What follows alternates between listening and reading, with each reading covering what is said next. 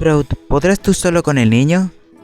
Digo, no es que no confío en ti, solo que él puede ser un poquito... Oh, por favor, Cosmo, no creo que esta criaturita dulce pueda ser tan rebelde o algo por el estilo.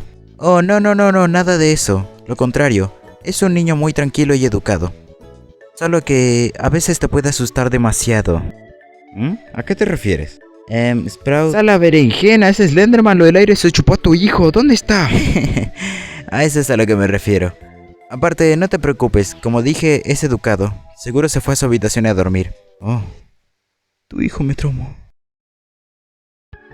Oh, eres una criatura realmente hermosa. Kinger, dame al niño. Cállate, Rosita Fresita.